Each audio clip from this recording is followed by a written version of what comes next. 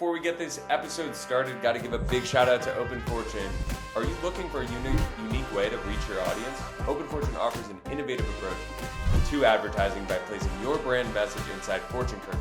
Yep, you heard me right, reaching 99% of US zip codes through a network of 47,000 restaurants. It's a memorable and effective way to connect with consumers at a moment when they're most receptive. So, if you're interested, check them out at openfortune.com. Joining us on CMO Weekly today is James Rothwell, a marketing powerhouse with over 20 years of experience shaping the future of advertising, media, and technology.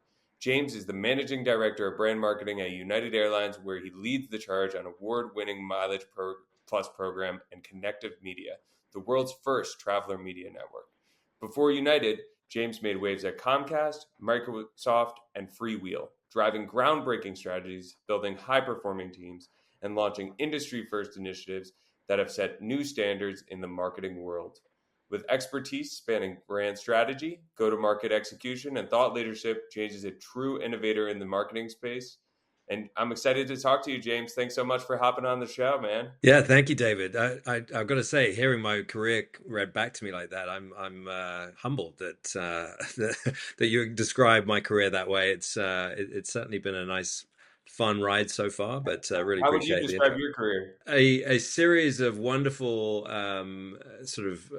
moments of luck and I guess a kind of meandering path of figuring out what I wanted to do, and really just finding a passion for marketing and really just finding a series of amazing companies and organizations and teams within that I've just really appreciated learning from and gaining kind of wonderful experiences.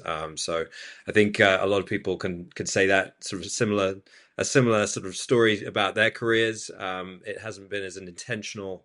I've always left, I guess, a little bit of room from some flexibility to see where my path could lead, and I feel like that's served me well. Absolutely. It definitely has. And let's go all the way back, right? You talk about that love of marketing, right? What did you want to be when you grew up, like in first grade when the teacher asked you? And two, where was that first love of marketing come from, even before you knew what marketing essentially was? Yeah, I wanted to be a sports star. I was super into sports when I was a kid growing up. I had a pretty good hand-eye coordination thing going on. So that was always something that I wanted to pursue. I think I peaked a little early. I feel like my peak of sporting prowess was probably around 11 or 12. I was sort of doing some really cool stuff at that point.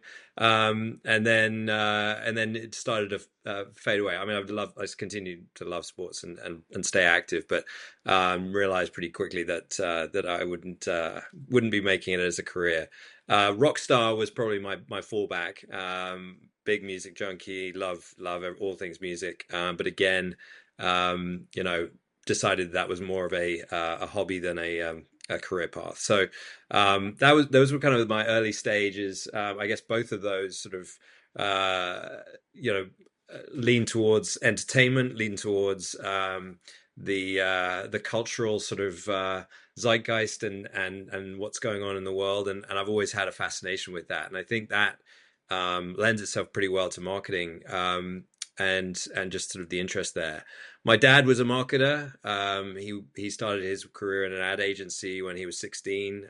He worked for Unilever, was the CMO for a hotel company. So I learned a lot from him, and I was fascinated with his sort of What was one lesson you learned from him? I think it was an interest in sort of behavioral characteristics of audiences and how you needed to be able to tap into that. He did a lot of advertising work and sort of I think through osmosis, I kind of gained an appreciation for what it takes to be able to connect with an audience. Look for creative ways to do that. He's a very creative guy, and I was just always sort of fascinated with that kind of creativity aspect of it. Ironically, I think the marketing kind of career path that I've taken has been less around the creative side, and up until recently, and been more around the business side, the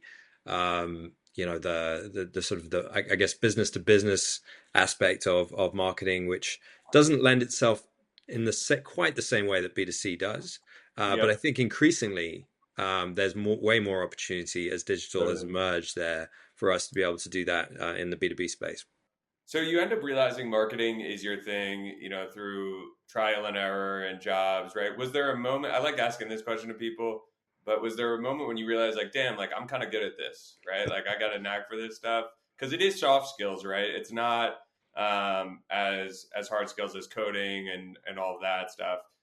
So I'm curious what that moment was for you. Yeah, I agree. It is soft skills. It's I think it's an innate set of skills. And it's more sort of obviously it's more technical and data oriented than ever before than it's been before. But you have to have that passion and natural predilection to telling stories. And one of the things, one of the examples of where I was challenged to tell a story and found that I was able to do it in a pretty compelling way was I wanted from a B2B perspective, and this was back in my Microsoft days. I had to tell the story around advertising and the opportunity for targeting and how targeting performance through data drove results. But do that in a way that connected back to everyday life. I wanted to sort of bring that concept to kind of the uninitiated, those didn't necessarily live and breathe the world of performance marketing. So I created a very simple but effective animated video of how a retailer could navigate that world of complexity and digital marketing through very simple but targeted techniques. And I kind of did this sort of very kind of simple stick figure animation, but with kind of use of black and white and moments of color to sort of tell this story and show how some smart use of targeting could improve or drive increased sales. And the example I was using there was selling shoes. So it was a little bit of a kind of a quirky, very simplified, but also quite beautifully kind of orchestrated story set to music that sort of really hit the point home. It was a tangible asset that outside of PowerPoint decks that my team could use, and I realized that simplifying the complex, telling a very simple story but landing it in a beautiful way was something I had a real passion for and a small amount of talent for. Absolutely. I mean, you kind of nailed it on the head, right? When I describe marketing as well, it's just simplifying concepts, and then making people believe things and narratives that you want them to believe, right? And it sounds like that video kind of nailed the head right on it. I'm curious too, throughout your career, right? Through Comcast, Microsoft, and Freewheel, like what were some of the biggest lessons you learned at those companies? It's interesting because I've done a mix of startups and large enterprises throughout my career, and I've always wondered where do I thrive the best. And I don't know that I have an answer for that because I appreciate both environments. I love the fact that in a startup you have autonomy, you have the opportunity to really move the needle and see the product of your work coming through in a very short period of time. And then in larger enterprises, until you really climb up to the top, it's sort of harder to see that. You are much in part of a much larger machine, and therefore you have to have that patience. You have to sort of navigate, use different skill sets around influencing and making decisions or rather influencing decisions when you don't necessarily have that authority. So I've always appreciated the challenge of both environments. My ideal state is when you find a startup within a large company because you're going to get a paycheck the next month, but also you're going to have the opportunity to build something exciting and innovative. that there the challenge is more around ensuring that you have the alignment at the top level, that they believe in your concept, they believe in the opportunity from a business perspective, and that they're supporting you from day one. So some of the lessons I've learned there is make sure that you are very clear in your in the value that you're bringing to the table, but also the mission that you've set out from the very beginning, whether in a startup or at an enterprise level, is continuing to be upheld. And if it's not, and if you have to deviate or if you have to change course a little bit, that communication up to the very top is clear. But having that flexibility and making sure that you actually are able to do that, when headwinds come your way, is super important. So from a marketing, and then I guess applying the marketing lens to that. That was a good weave in with headwinds, by the way. Yeah, you like that? Yeah, that was Yeah, I nice. try to. I mean, the terminology businesses use, or I guess analogies businesses use in the for the airline industry are significant, right? Blue Yeah, sky, yeah. runway. There's tons of them, and you find yourself kind of just kicking yourself that you're using them You need every a dude single in the day. corner. Just you need a dude in the corner with like a drum set or just something. You Yeah, know. exactly. Um, but yeah, I mean, I think from a marketing perspective, it's the principles stay the same no matter where you are. I think there's more pressure on marketing in a startup environment, but you're also waiting for the product roadmap. You're waiting Sure. for the minimum viable product to be available for you to be able to tell that story, and then you're having to adjust quickly and incrementally to that story. In an enterprise environment where maybe the products are more fixed or they've had some water under the bridge, it's about evolving and refining and keeping it fresh. Um, I guess learned a lot of lessons along the way in terms of how to apply the marketing frameworks to the different products, the different environments, and the different organizations I work for. I just took a trip to London and I was walking around and through my like marketer's eyesight, I was in love with how cheeky and dry and blunt the sense of humor was in the UK when it came to marketing. I don't know whether it was just in London, but I'm curious, what you bring from your background from an international perspective coming into United. What do you bring to the table that maybe somebody who's American might not see? I'm with you. I feel like the English and the British tend to spot the phony and the inauthentic pretty quickly, and there is a level of or a lack of tolerance for the cheesy, unless you're going all in on cheesy, Yeah, and then it becomes humorous, right? yeah, But I think my sensibility is I have that kind of cynicism lingering in the back of my head sometimes, and in certain environments and certain situations, I try to push against anything that feels a little bit on the cheesy side of things or the inauthentic side of things. Obviously, super important for brands to come across as authentic in this digital age. And I think it's not to say that the American market doesn't appreciate that. They really do. But I do think there is more space for a little bit of the cheekiness and the kind of the directness totally. that you can get in Europe, and especially in the UK. Yeah. No, I was thinking, I was just like, these guys are funny. Like, I don't know who's doing their marketing, but like, I'm laughing at the little signs that they're writing. And I'm like, Yeah, I and don't laugh I at guess that stuff that's around New York. I don't. yeah, I guess that's back to my sort of appreciation for humor in marketing. I do think it Yeah. cuts through. I do think it's I see too many infomercials where it's just factuals and people walking along beaches looking really happy. I think there's room for way more. People are more sophisticated in their humor than Yeah. I think given credit for sometimes, and I think so. I think there's always an opportunity to push the envelope. Let's talk United. I think, you kind of landed a marketing gig that a lot of marketers would love to have, not because just United, but you also get free flights. Just calling it out as we talk about being blunt. Yep.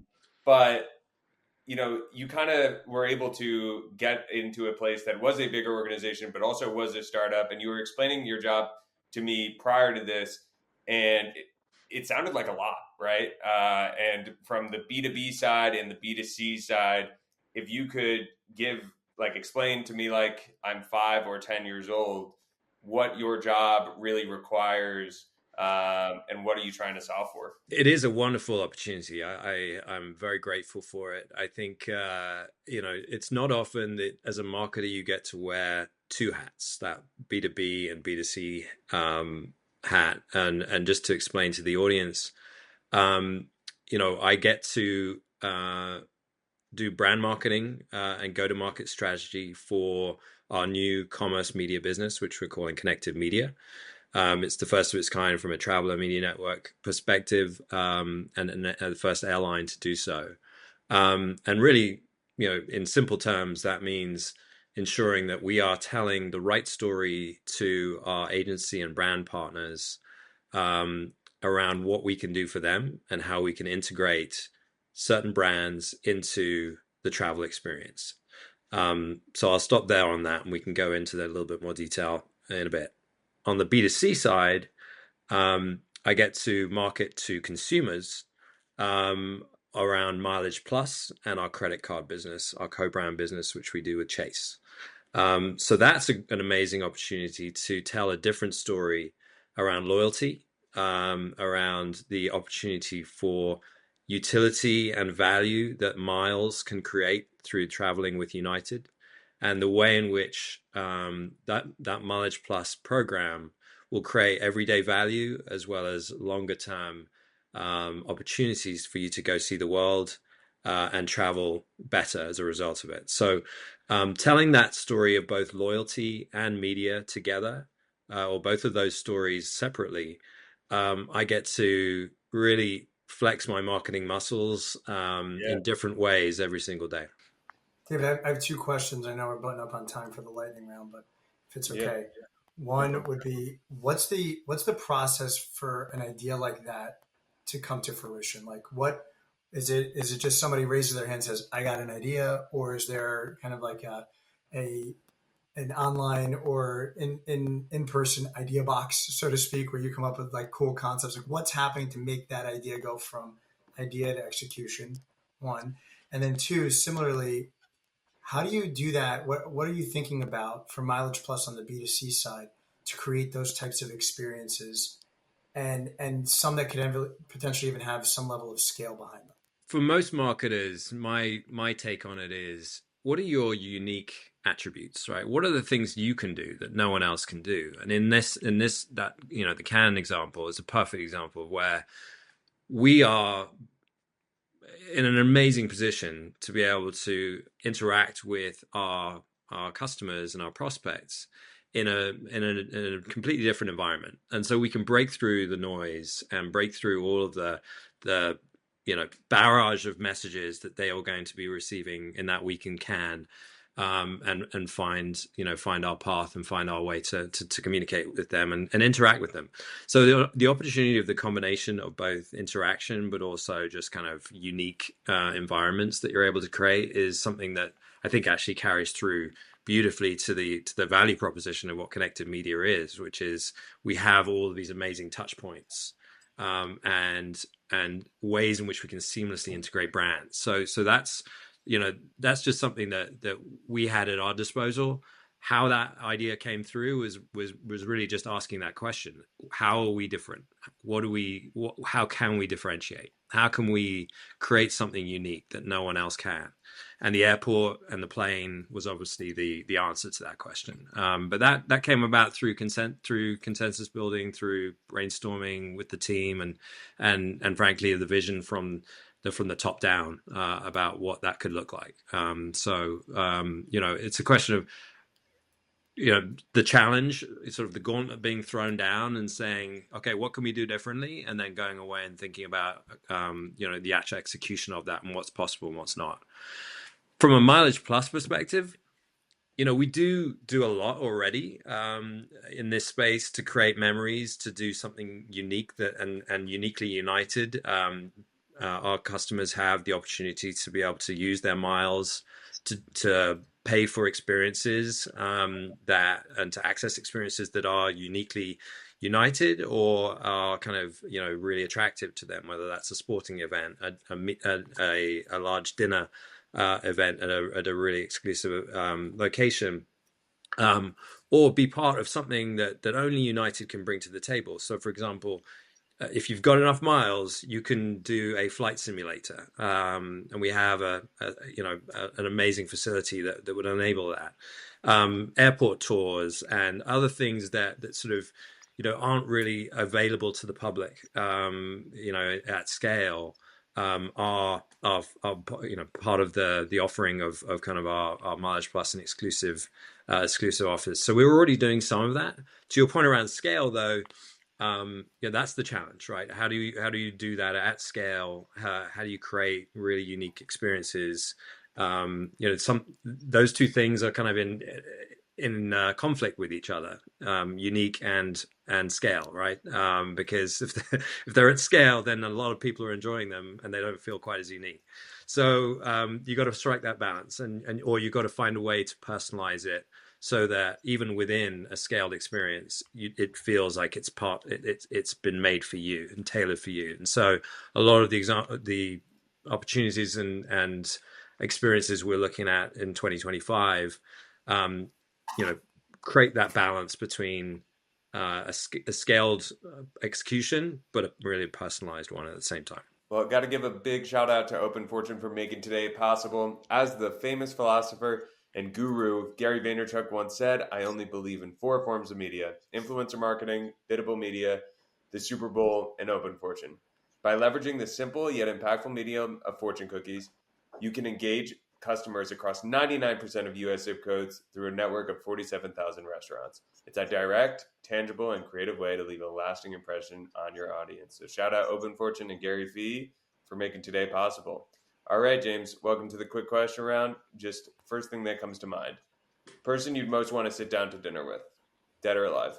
I would say Gandhi. Favorite city in the world? London. Is it okay to sleep with socks on? Definitely not. All right, well, that was the one.